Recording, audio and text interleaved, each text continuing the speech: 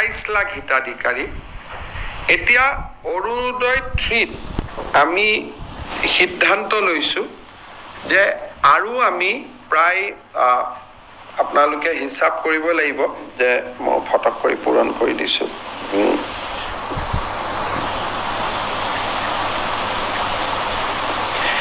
আমি আৰু 20 লাখ হিতাধিকাৰী এই আঁচনিৰ আমি অধীনলৈ আনিব খুজিছো যদি 20 লাখ হিতাধিকাৰীক এই আঁচনিৰ অধীনলৈ আনো তেতিয়াহলে এই আঁচনিৰ অধীনত বেনিফিটেড পৰিয়ালৰ সংখ্যা 47 লাখলৈকে বৃদ্ধি পাব আমি সামৰি লৈছিলো 27 লাখ হিতাধিকাৰী এতিয়া অৰুণোদয় 3 আমি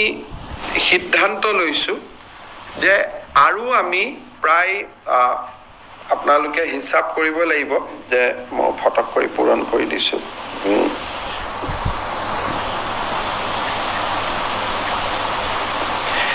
আমি আৰু 20 লাখ হিতাধিকাৰী এই আঁচনিৰ আমি অধীনলৈ আনিব খুজিছো